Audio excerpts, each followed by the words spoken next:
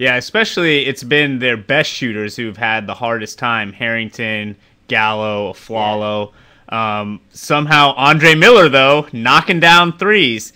Yeah. In person, Yeah. what is it like to see a guy take over a game with this kind of the skill set and the athletic profile that with never Andre leaving the Miller ground. brings to a game? Yeah. Yeah, that's good.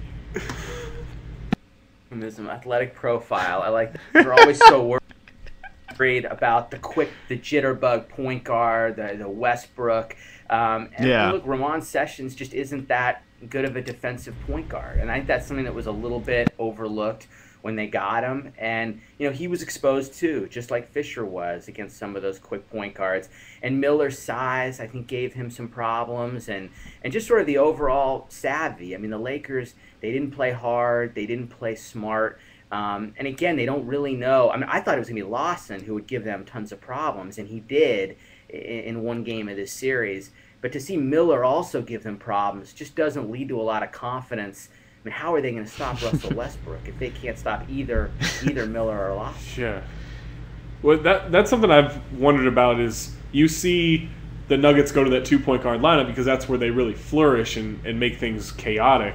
And then the Lakers try to match that with Blake and Sessions, and it just seems like a bad strategy. It seems like a Don Nelson, Avery Johnson kind of situation where you are trying to match them instead of going to your strength and just having, abusing Andre Miller or Ty Lawson with Kobe. What do you see out of that double point guard lineup for each team? Why would the Lakers keep going to that? Well, and that's why the Lakers miss Artest so much, because I think if they had Artest, you wouldn't really be seeing that. But because they don't, and they don't have a lot left on their bench. I mean, they've been using Barnes, and I mean, I think I agree with you. I think you bring in Barnes and you go a little bigger against them. But they don't want to. They've gone away from Ebanks now. Jordan Hill's been effective for them, but I think they wanted Blake in there. They want Blake in there for the 3-point shooting, and then they obviously need Sessions' quickness. So I see where Mike Brown has the problem, and I think when Artest gets back, you won't really see as much of that two-guard stuff. Well, and that would be an interesting matchup to put Artest right on Miller and try to take away his post game and just let Artest back up off him and score. One thing I really think is fascinating about, if they're still around, one thing I think is so cool about the two-guard lineup is that Lawson might be as fast as anybody in the league dribbling. Andre Miller pushes the ball, throws that kick-ahead pass, as well as Jason Kidd and, Rubio. There's like Nash, maybe 3 or 4 players who can play like that. It's got to be just an absolute headache to be getting back, see Ty Lawson sprinting up the wing, Brewer on another wing, and Andre Miller with the ball in the middle of the court, because he makes such fantastic decisions.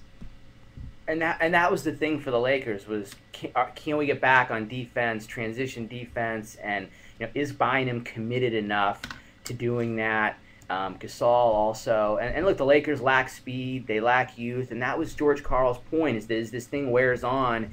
You get these guys back in altitude with their thin bench, and we know the Nuggets have great depth.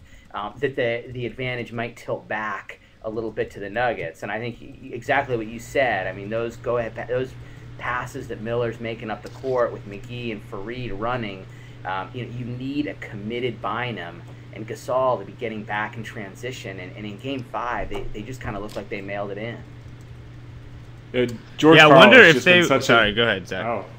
Oh. No, I was going to quickly tack on. I'm done. All right, let me tack. I was going to say, I wonder if they're going to try to jam Miller in the backcourt, like get a quick, hard press on him before he can turn up court.